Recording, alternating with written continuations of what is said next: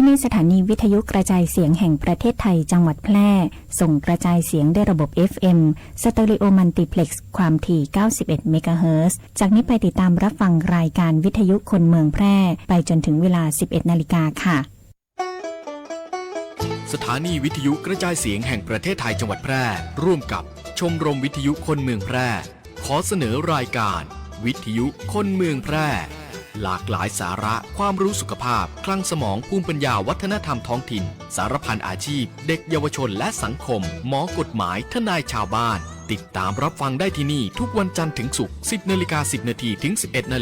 ทางสถานีวิทยุกระจายเสียงแห่งประเทศไทยจังหวัดแพร่ FM 91เมกะเฮิรตซ์วิทยุคนเมืองแพร่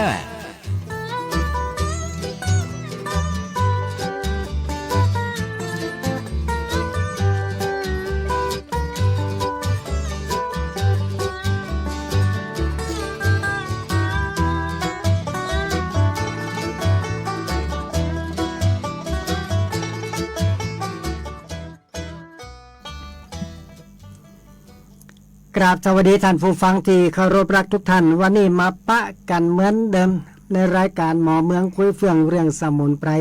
กระผมหมอชาลีขวัญเมืองก็จะได้นำเอาสาระน่าฮู้เกี่ยวกับเรื่องของสมุนไพรใกล้ตัวใจวิถีชีวิตแบบดั้งเดิมแบบธรรมชาตินะครับเขาเรียกว่าธรรมชาติบำบัดดังนั้นวันนี้พ่อแม่พี่น้องจะเห็นได้ว่าอากาศมันเปลี่ยนนะครับอากาศมันเดี๋ยวร้อนเดี๋ยวหนาวหัวค่ำนี่มันร้อนใกล้แจ้งมันหนาวนะครับทำให้ร่างกายปรับบ่ให้ตันนะครับอยากให้ร่างกายเขามีภูมิต้านทานต่ำนะครับดังนั้นพ่อแม่พี่น้องก็พิจารณาเรื่องการดูแลสุขภาพน้อยหนึ่งนะครับบางคนหามลุ่งหามค่ำจนพอบ่มีเวลาที่ดูแลสุขภาพนะครับเวลาจะเป็นกับเป็นเอากำเดียวนะครับปุ๊บปั๊บบัดตันนะครับปีก็ขอชุมาอภัยด้วยนะครับเมื่ออาการที่แรกบ่ได้มาพี่น้องก็โทรมาถามว่าจะได้บ่ได้ยินเสียงถ้าฟังไหนกันได้บางคนก็เปิดมือถือละไว้นะครับรอฟังเสียงหมอชาลีบ่ได้ยินนะครับก็ขอชุมาด้วยนะครับติดประชุมนะครับติดอบรมประชุมสารพัดสารเพไม่ได้นี่ประชุมกันมันนะครับก็บ่ได้มาจัดตามที่พ่อแม่พี่น้องรอคอยนะครับวันนี้ก็แห่งวันหนึ่งครับที่ได้มาปะกันจะได้เอาสิ่งละอันปันละน้อยมาอูมาจ่าให้พ่อแม่พี่น้องนะครับทราบเรื่องการดูแลสุขภาพเบื้องต้นนะครับช่วงนี้นี่พ่อแม่พี่น้องแต่เจ้านี่ผมได้ยินข่าวญาติคนใกล้ๆเนี่ยเปิ่นไปโรงพยาบาลนะครับเอาลูกไปโรงพยาบาลไม่ได้นี่บ่มีตีนนั่งตีนนอนล่ะพ่อแม่พี่น้องอัดกันขนาดนักโยนมาเอาหินตีนคันใดก็มาเขามาโรงพยาบาลบ่มีตีนนอนแล้วนะครับพ่อแม่พี่น้องดังนั้นเนี่ยการดูแลสุขภาพเบื้องต้นนี่สำคัญที่สุดนะครับ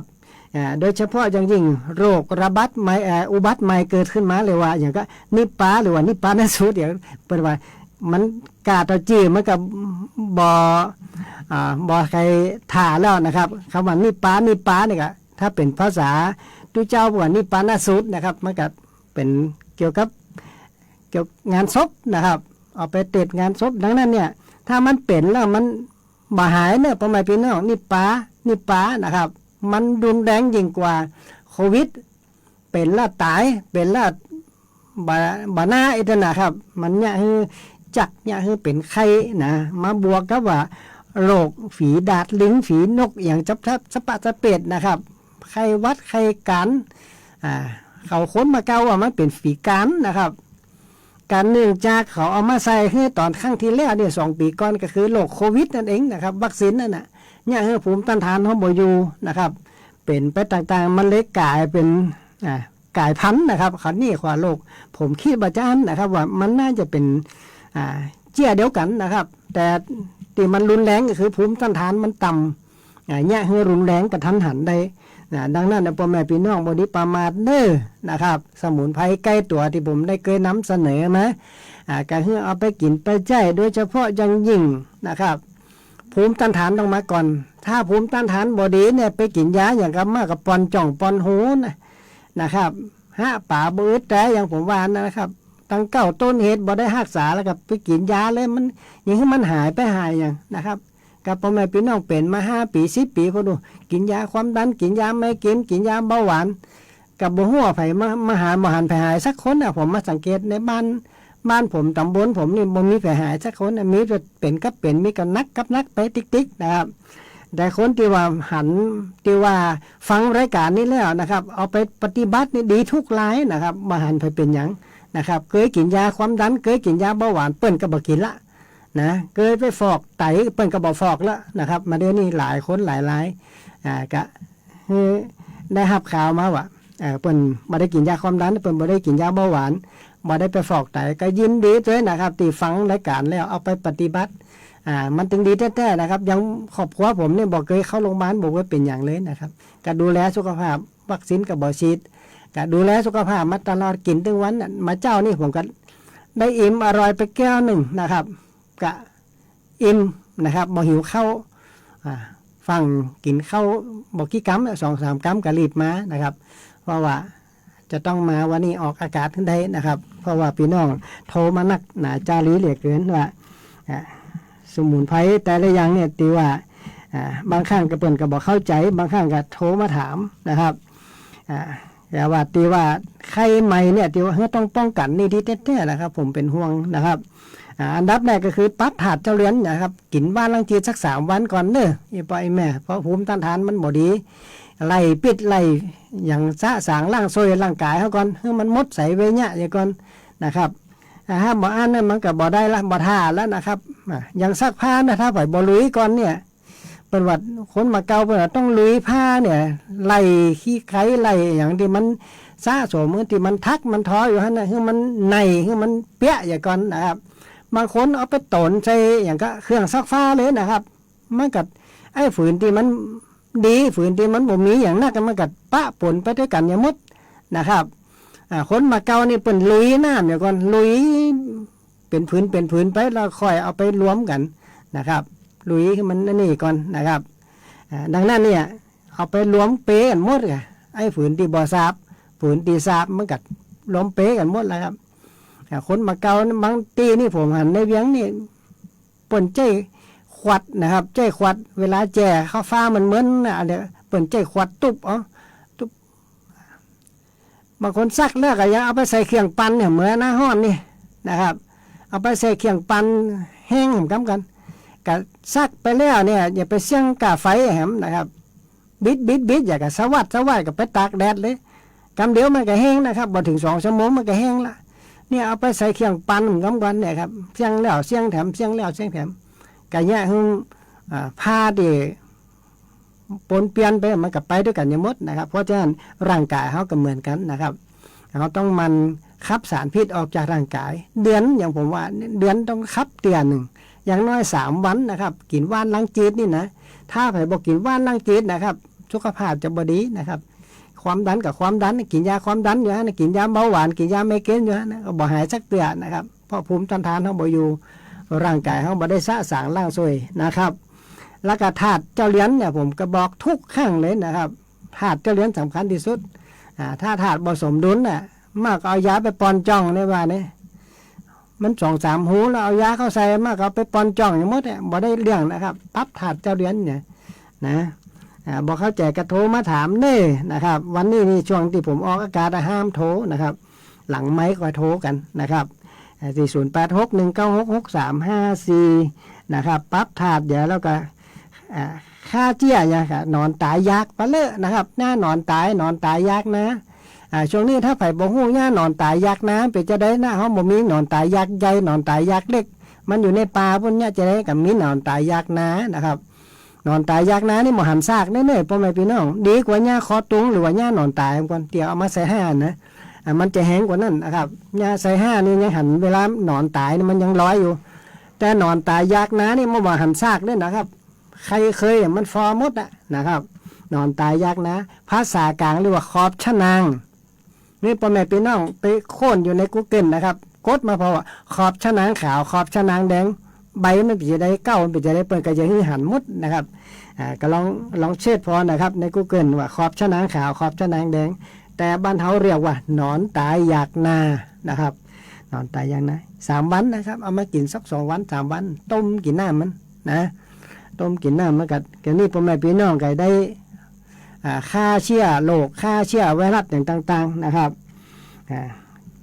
อันนี้ก็เป็นเรื่องของการดูแลสุขภาพเบื้องต้นนะครับถ้าเบื้องต้นบ่ได้ดูแลเนี่ยมันก็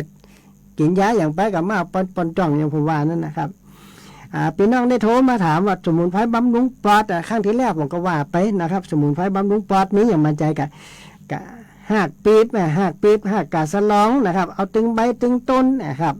หมูนี่ดูแลเรื่องปอดนะครับโดยเฉพาะช่วงไวรัสมันอย่าเข้าปอดก่อนนะครับเข้าปอดเนี่ยพ่อแม่พี่น้องจามอย่างน้อยเป็นอย่างน้อยก็เป็นวัดละอันนี้เป็นวัดลงคอก็วัดหมูหูจังหอมจังหายวันแรกก็บอกไปเตียนะครับว่าเอาใจหักปีบหักกาสะลองนะครับแก้ไอเป็นเลือดแก้วันโรคปอดได้เลยนะครับพ่อแม่พี่น้องไอเขาก็เตรียม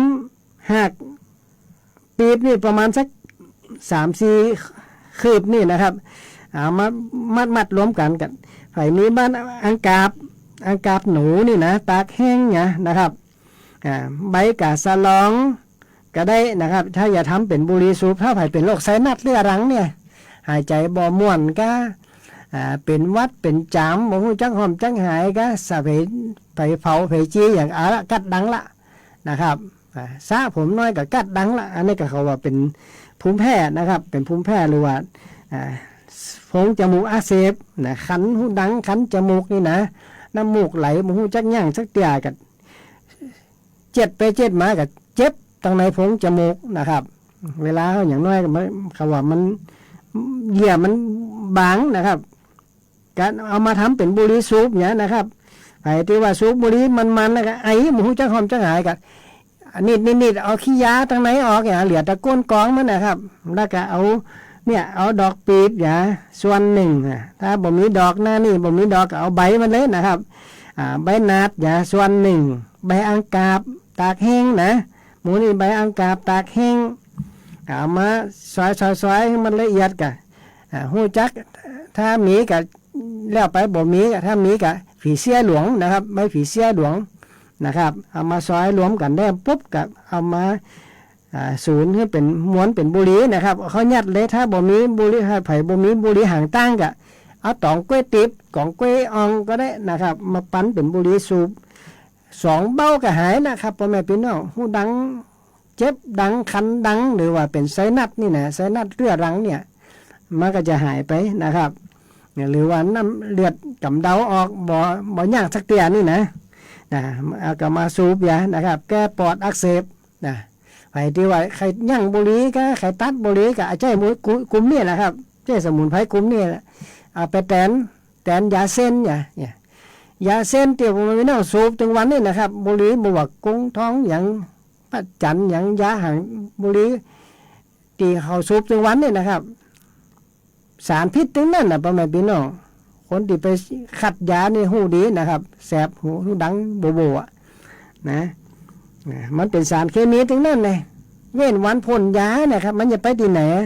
เวลามันเป็นขนกำมะยีพ่นไปมันก็ติดใบยาอย่างนั้นล่ะนะครับเวลาเอามือไปปิดใบยาสังเกตว่ายิ่งงวด2 งวด 3มือมันน้ำขลื่อนะครับสารพิษมันสะสมอย่างนั้นแห้งไปกับติดอยู่ฮั่นก็เอาไปซอยก็เอามาเป็นยาเส้นมาม้วนเป็นบุหรี่กับสารพิษทั้งนั้นเลยครับเข้าไปแต่ถ้าไปใครยั่งใครเลิกกับบดีฮักดิบกับใจนี่แหละครับใจสูตรเนี่ยเอาไปทำเป็นม้วนบุหรี่นะครับถ้าไปใครทดสอบว่ามันจะหอมนะครับพ่อแม่พี่น้องใครก็ได้กับพดไปเอาหานะครับมีกูมีทดลองยินดีนะครับมีทดลองว่าสูบแล้วมันจะลงหูดังโหลกจมูกนะครับอันนี้ก็ทำไว้นะครับทำไว้ไปอย่าถ้ามันเป็นนักแล้วไปซ่อหายานะบ่ตันนะพ่อแม่พี่น้องซ่อหายาบ่ตันนะต้องรีบนะครับถ้าไปใครได้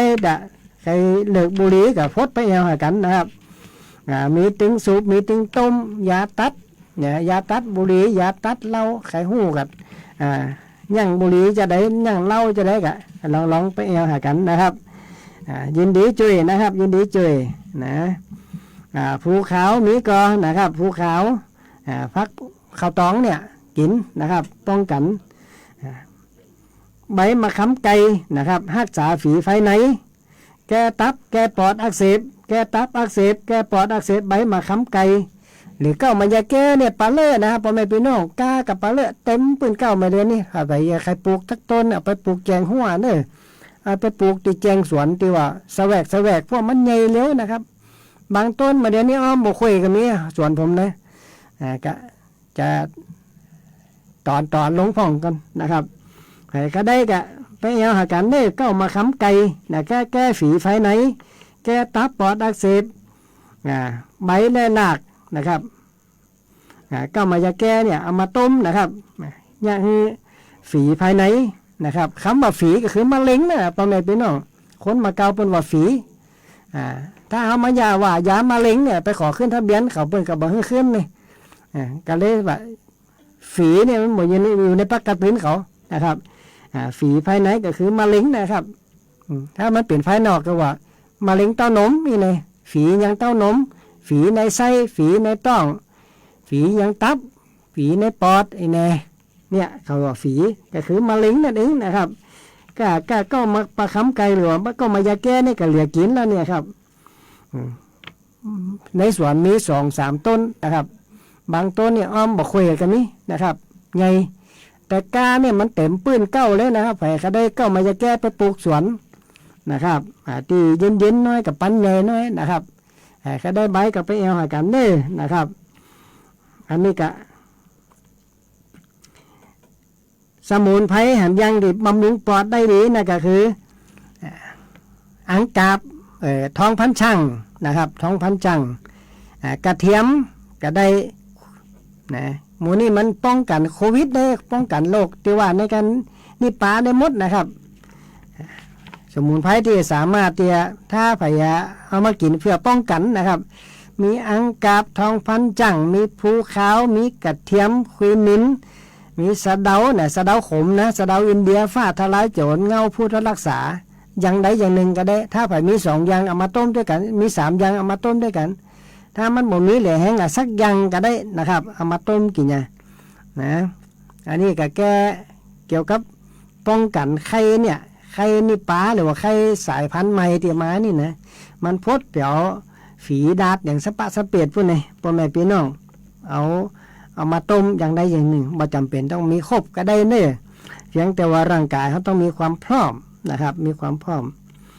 ถ้าไผ่บ่มีไปเอากันเน้อนะครับไปเอากันโทรก่อนนะ0861966354ถ้าบ่โทรนี่บ่ป้ากันนะครับเดี๋ยวเรามาอู้กันต่อเรื่องสมุนไพรนะครับเรามาฟังเสียงเพลงสักเพลงนะครับเจอเลยครับ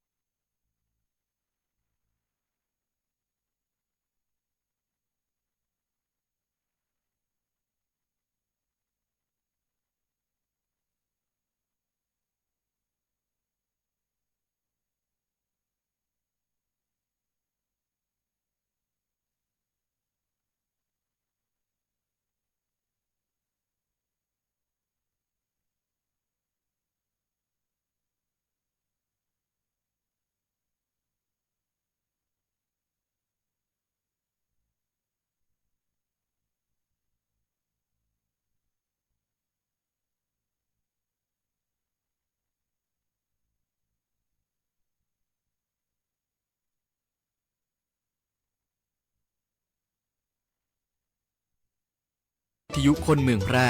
ขอเสนอรายการวิทยุคนเมืองแพร่หลากหลายสาระความรู้สุขภาพคลังสมองภูมิปัญญาวัฒนธรรมท้องถิ่นสารพันอาชีพเด็กเยาวชนและสังคมหมอกฎหมายทนายชาวบ้านติดตามรับฟังได้ที่นี่ทุกวันจันทร์ถึงศุกร์ 10:10 นถึง 11:00 นทางสถานีวิทยุกระจายเสียงแห่งประเทศไทยจังหวัดแพร่ FM 91 เมกะเฮิรตซ์ วิทยุคนเมืองแพร่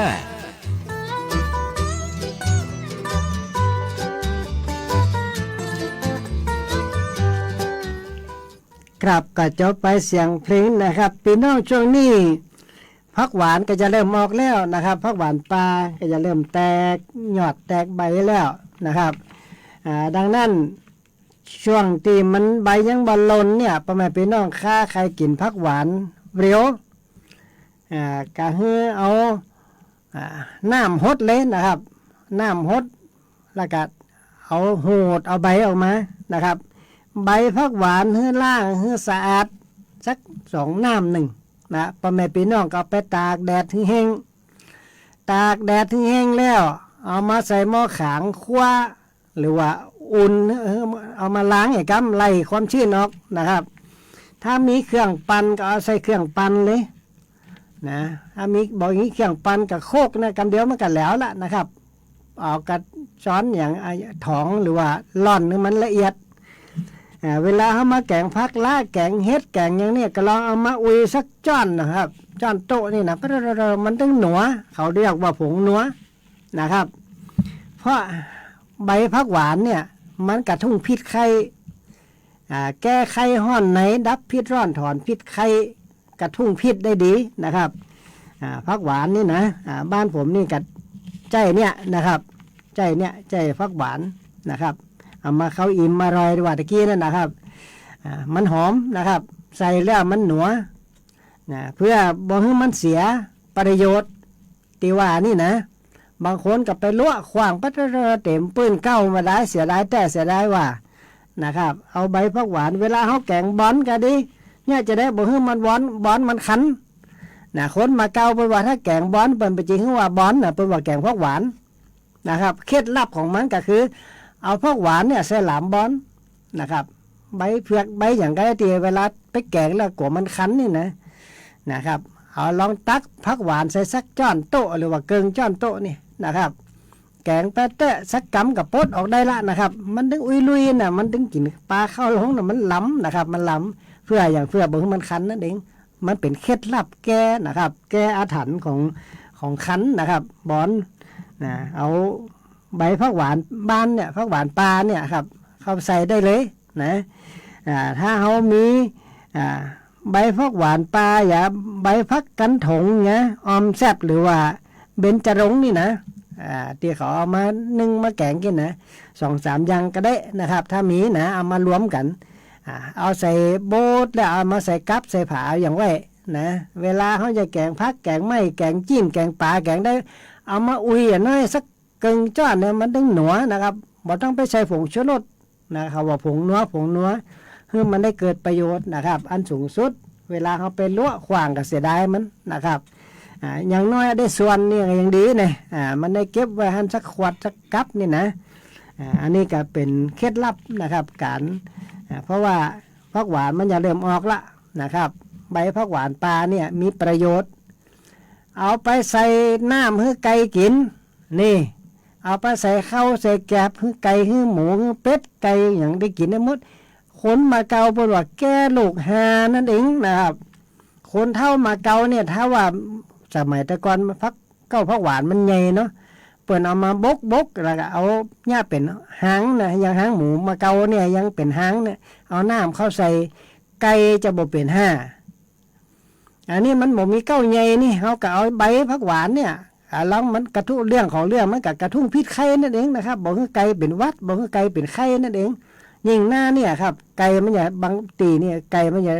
ถึงเวลาเนี่ยมันตกก้อนตายเนี่ยนะครับแก้โรคหาได้ดีหรือว่าแก้ไข้วัดในสัตว์ได้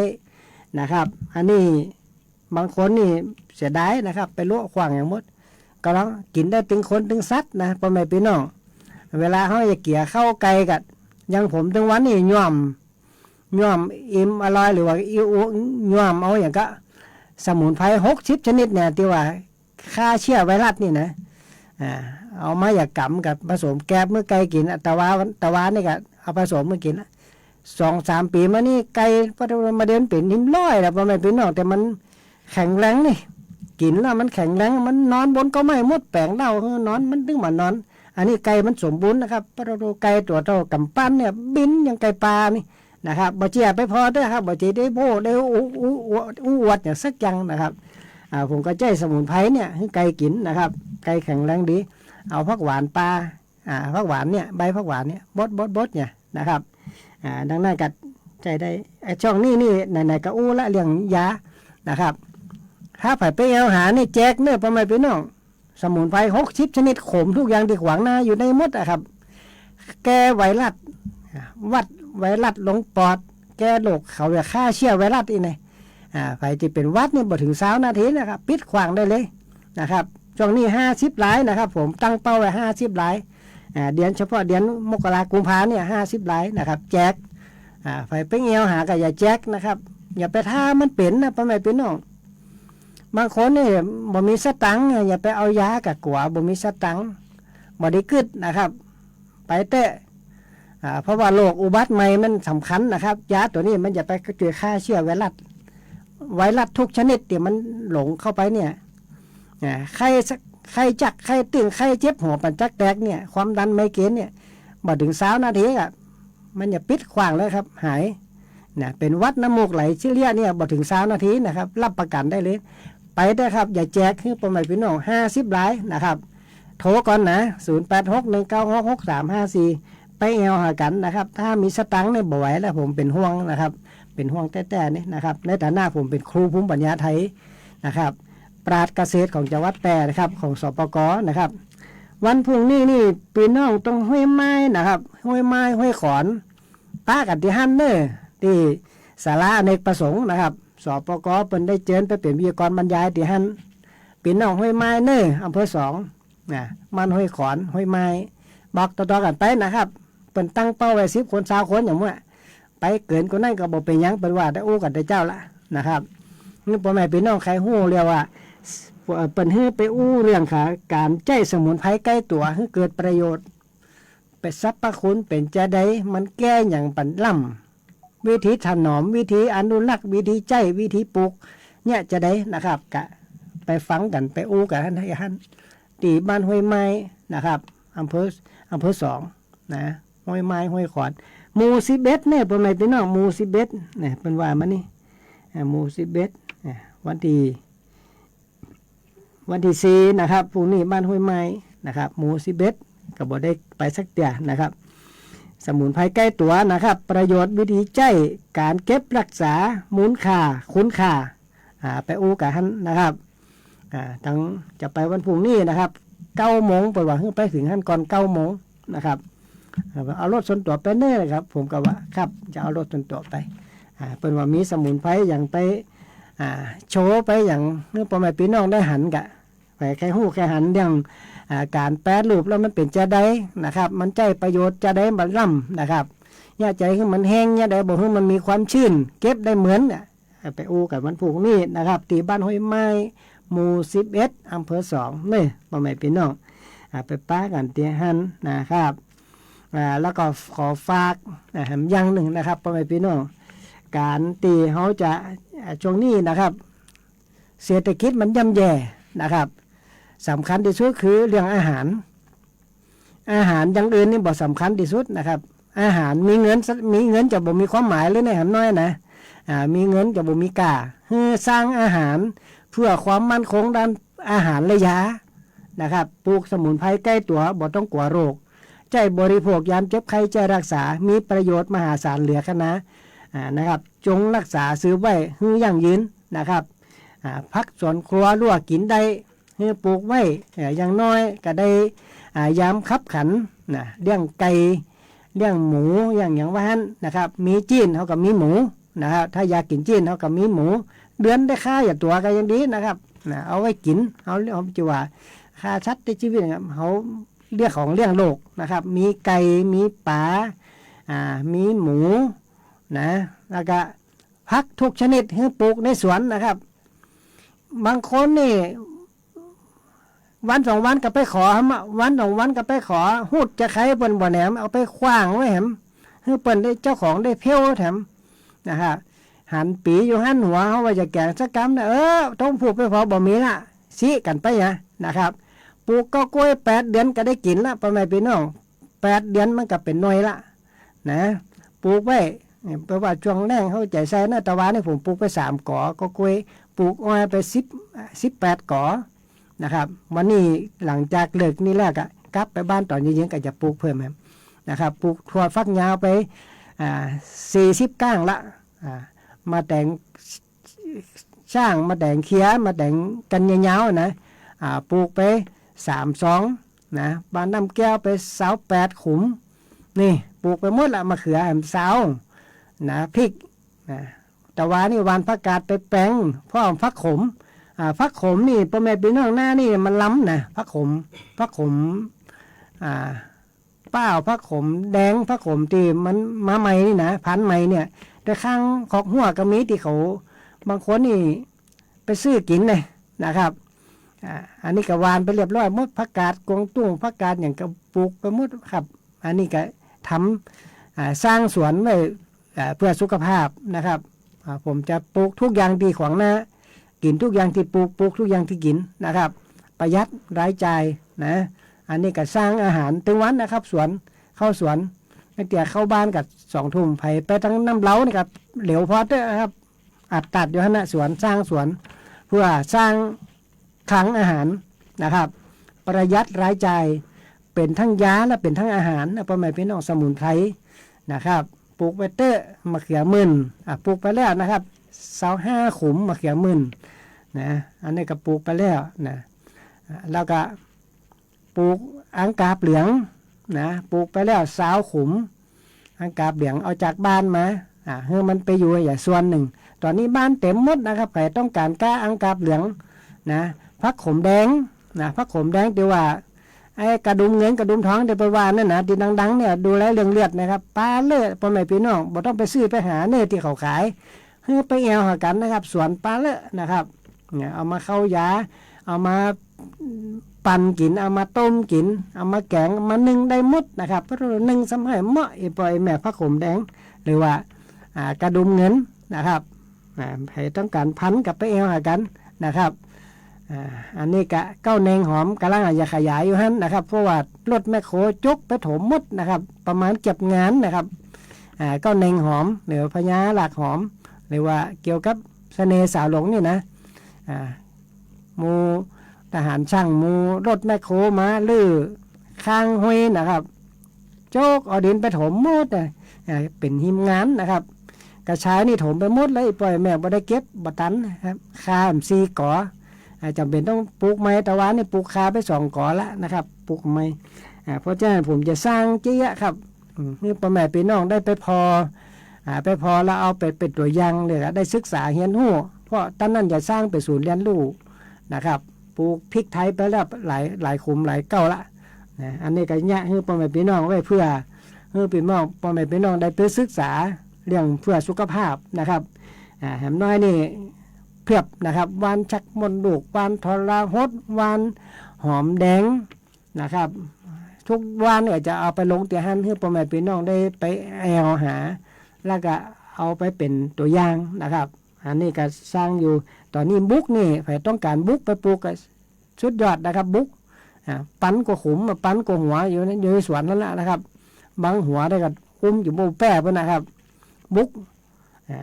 ดอกก็เก็บไว้เนี่ยเป็นยาสุขภาพดูแลเรื่องสุขภาพใครต้องการเจี้ยเป็นพันก็สามารถมาแอลกันได้นะครับที่สวนโทรมาที่0861966354นะครับ0861966354เวลายังหำน้อยนะครับผมจำเป็นต้องลาพ่อแม่พี่น้องไปก่อนเพื่อจะไปเดี๋ยวจะไปธุระสำคัญตีหนึ่งนะครับที่สปก.ก็ได้วันนี้กับผมขอโอกาสนี่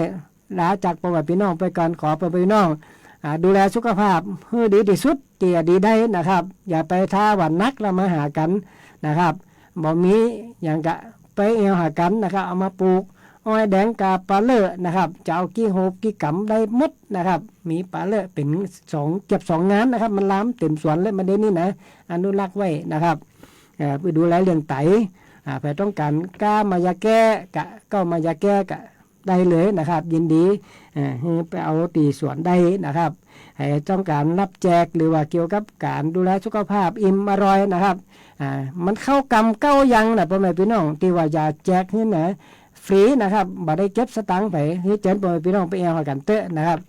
สมุนไพร60 ชนิดฆ่าเชื้อไวรัสนะครับเดี๋ยวว่าเข้ากำ9 สายพันธุ์นะครับมาทุกนี้ถั่วเหลืองถั่วเขียวถั่วดาวอินคาถั่วดำถั่วแดงมีงามีกล้วยตากมีโกโก้ผักหวานปาล์มมีใบมอนมีกระชายมีมะนาวแก้วมีเผือกครับกินแล้วบ่หิวข้าวนะครับไปแต่50 ทันนะครับตั้งเป้าไว้เจนนะครับวันนี้ผมขอลาจากพ่อแม่พี่น้องไปก่อนโอกาสหน้าป้ากันใหม่สวัสดีครับ คนเมืองแพร่หลากหลายสาระความรู้สุขภาพคลังสมองภูมิปัญญาวัฒนธรรมท้องถิ่นสารพันอาชีพเด็กเยาวชนและสังคมหมอกฎหมายทนายชาวบ้านติดตามรับฟังได้ที่นี่ทุกวันจันทร์ถึงศุกร์ 10:10 นถึง 11:00 นทางสถานีวิทยุกระจายเสียงแห่งประเทศไทยจังหวัดแพร่ FM 91 เมกะเฮิรตซ์วิทยุคนเมืองแพร่